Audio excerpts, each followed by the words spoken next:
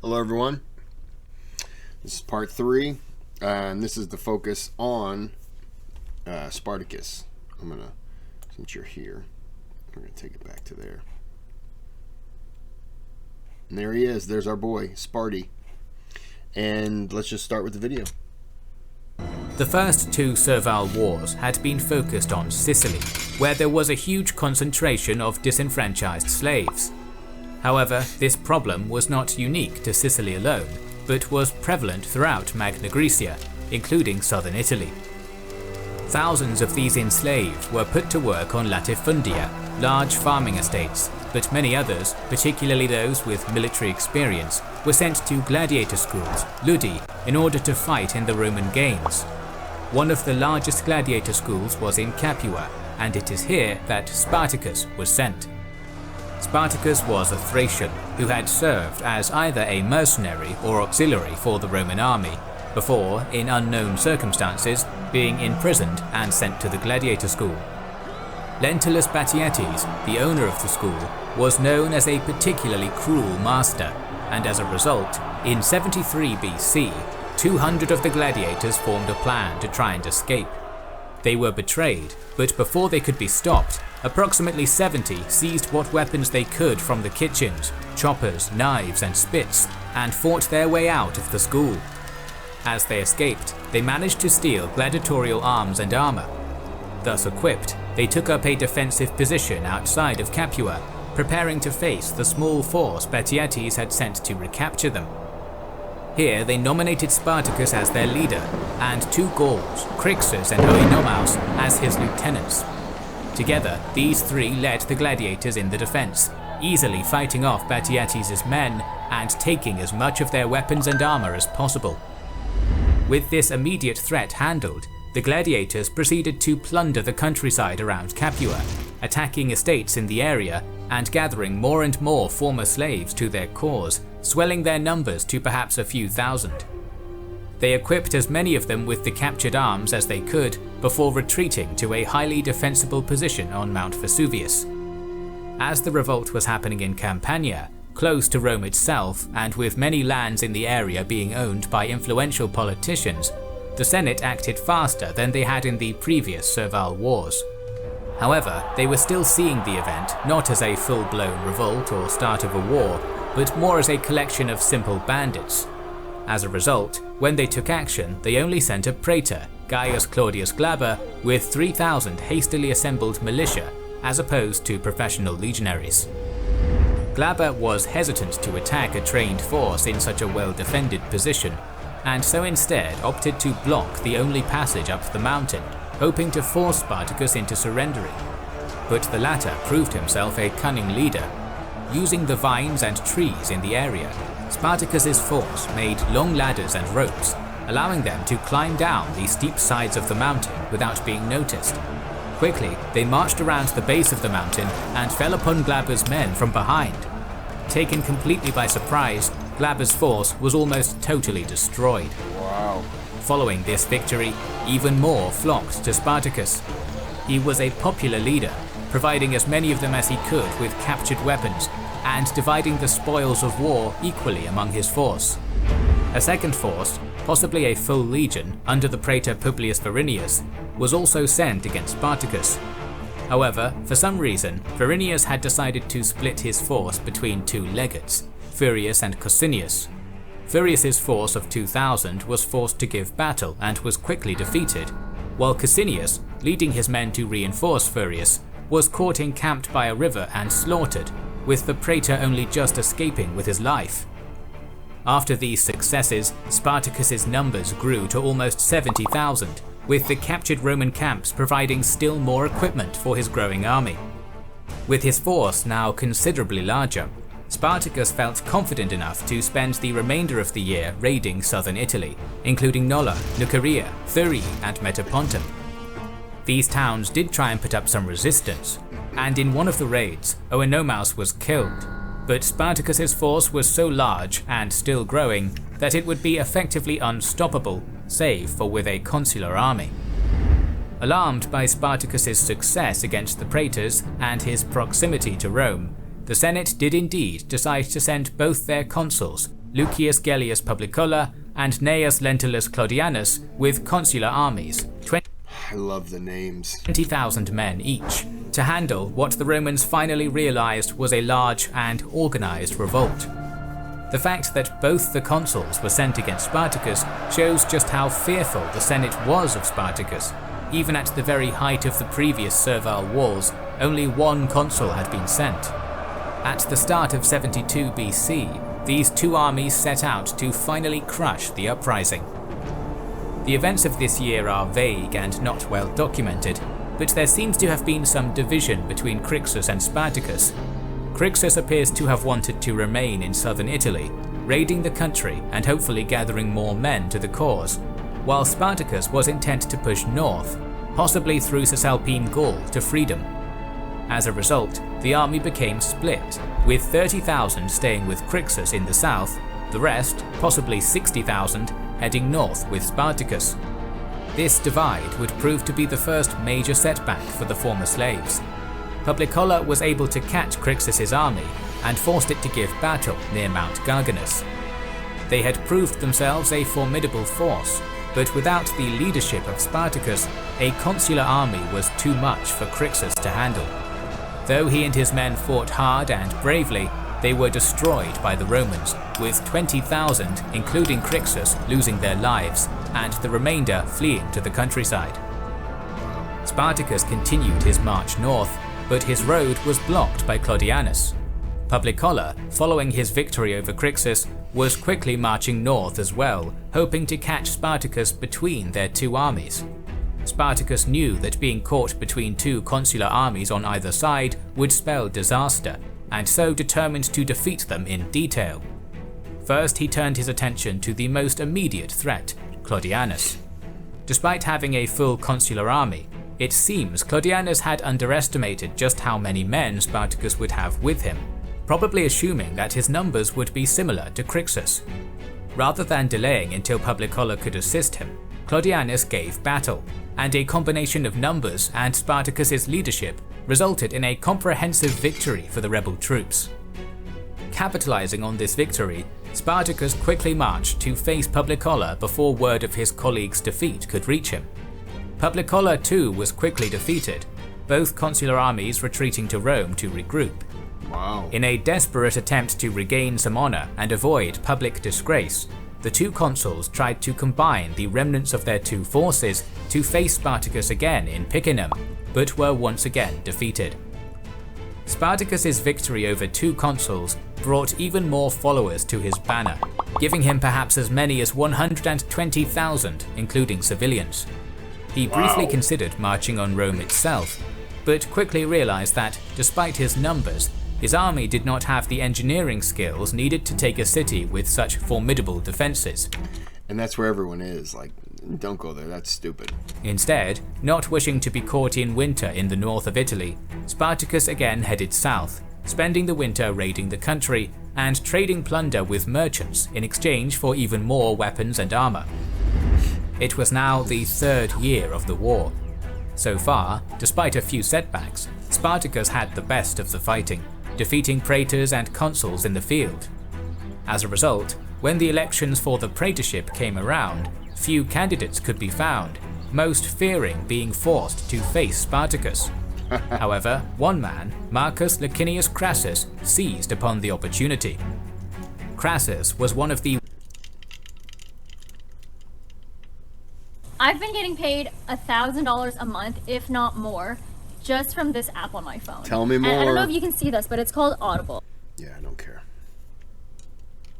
Crassus was one of the wealthiest men in Rome and had been steadily climbing the Cursus Honorum. Crassus was no stranger to warfare, having served admirably as one of Sulla's commanders during the civil war in 82 BC. But he knew that to progress to the highest rank of consul, he needed to secure himself a notable military victory personally. As a result, he volunteered himself for the praetorship, even offering his own wealth to help fund the war effort. He was quickly given full command of the war and assigned 6 new legions, as well as the remnants of Publicola's and Claudianus's armies, a total of around 30 to 50,000 legionaries plus auxiliaries. Crassus's first order of business was to instill discipline in his men. The legions had performed poorly thus far against Spartacus, breaking quickly and shaming the Republic. Crassus understood that this was not due to a lack of training, but due to the soldiers' fear of Spartacus himself, and so Crassus decided to make his men fear him even more. Upon taking command of the 2 consular armies that had been defeated so soundly by Spartacus, Crassus ordered they be decimated. They were divided into groups of 10, drew lots, and were then forced to kill 1 out of the 10, the one that had drawn the short straw. Holy shit! This was an ancient form of discipline in the Roman army, but had the desired effect of making Crassus's troops fear him even more than the enemy. Crassus next sent 2 legions under the command of one of his legates, Mummius, to march behind Spartacus's army in order to cut off its retreat and to scout their army, giving him strict orders not to engage. However, Mummius, perhaps wanting to win glory for himself, disobeyed this order and attacked Spartacus from behind. Once again though, the legions were routed, and Mummius was forced to return to Crassus. Crassus was furious at Mummius for his insubordination and at the legions for routing. Once again he gathered the 500 who had initially led the rout and decimated them in front of the rest of his army. Following this, Crassus moved his entire force to face Spartacus. Despite Spartacus's successes, he was nervous about facing Crassus's 8 legions with his roughly 70,000 men. Instead, Spartacus decided to withdraw to Lucania in southern Italy. Whilst here, he attempted to negotiate passage with some pirates to Sicily, hoping to leave some of his army there to stir up another rebellion and bring reinforcements. However, despite taking the payment, the pirates betrayed Spartacus and abandoned him. Of course they did. This gave Crassus enough time to catch up to Spartacus near Rhegium. Utilizing his army's size and skill, Crassus began construction of a palisade and ditch across the isthmus, 37 miles long. Spartacus's force kept harassing the workers, but that had little effect, and Spartacus was still apprehensive about facing Crassus's full force head-on. The fortifications were soon complete. Spartacus found himself trapped and running short on provisions.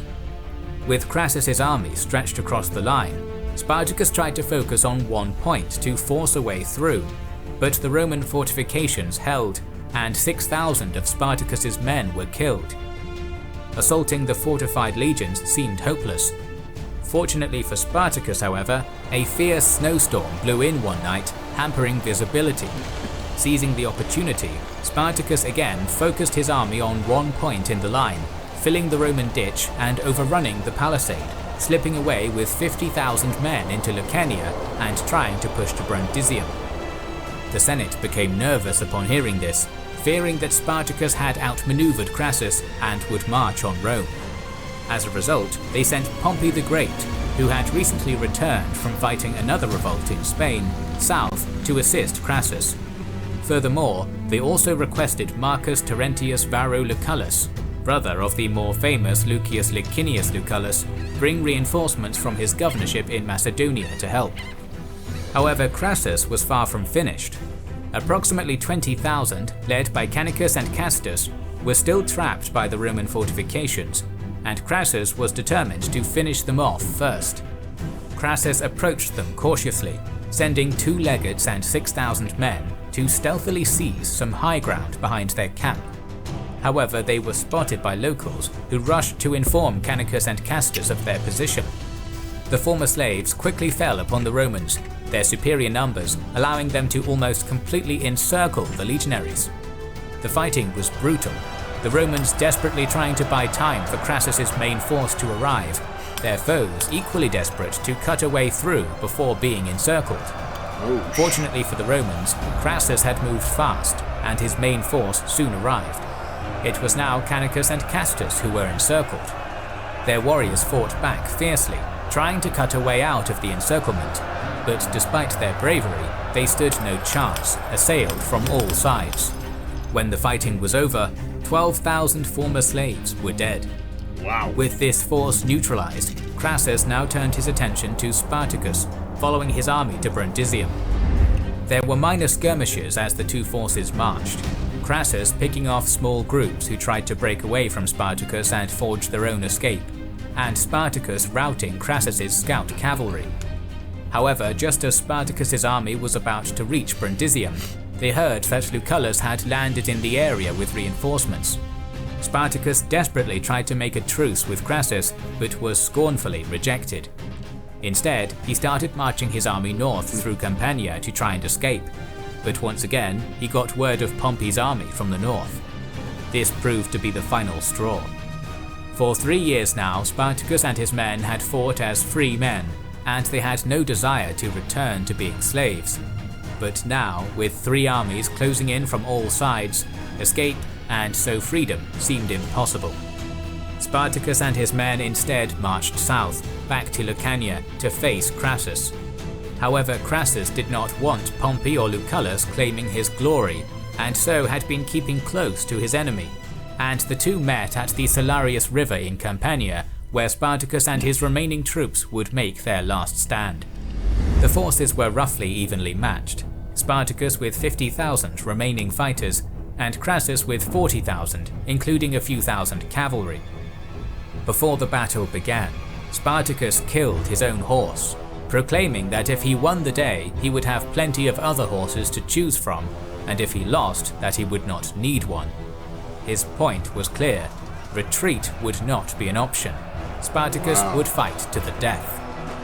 Spartacus's army charged the Roman ranks, crashing into the Maniple's walls of shields. Despite the majority of Spartacus's army being slaves originally, they had been trained by Spartacus's gladiator followers, armed with plundered Roman weapons, and had 3 years of experience fighting legionaries. The battle was long and bloody, neither side being able to make decisive headway. Spartacus, seeing Crassus on a horse behind the front ranks, desperately tried to fight through to his enemy, cutting down 2 centurions who tried to block him, despite receiving numerous wounds. Eventually, however, the gladiator general was surrounded alone and cut down by Crassus's bodyguard. His death sent shockwaves throughout his army, and with their leader slain, they broke. Whilst the initial fighting had been brutal, the battlefield now became a slaughter. By the end, 36,000 former slaves lay dead, compared to just 1,000 Romans, the remnants fleeing to the countryside. Crassus's men quickly pursued them, capturing 6,000, all of whom he crucified along the Appian Way from Rome to Capua. Another 5,000 were taken by Pompey's forces coming from the north, again all of whom were killed, finally putting an end to the Third Servile War. Rome would never again see a slave revolt of this scale, and Spartacus would become an inspiration for others fighting for their freedom throughout history. The Third Servile War is also crucial to the history of the Roman Republic. Pompey would claim that as he had captured the last remnants of Spartacus's army, he had put the final stop to the rebellion, claiming a part of Crassus's glory. Furthermore, both generals now had not only popularity with the people for defeating what, at the time, was considered the greatest threat to Rome itself since Hannibal, but also large armies mere miles from Rome's gates. As a result, in the next year, 70 BC, both men were elected consul. Crassus would never forgive Pompey for claiming part of his glory, but eventually, alongside Julius Caesar, they would form the First Triumvirate, and thus further accelerate the downfall of the Roman Republic and the rise of the Roman Empire. We always have more stories to tell. And I'm currently doing the Caesar series. And where I am on that was the civil war between the 3. So this is unrelated. This is good. Okay. Well, I'm going to end this here. Like and subscribe, or belly full of pickle juice.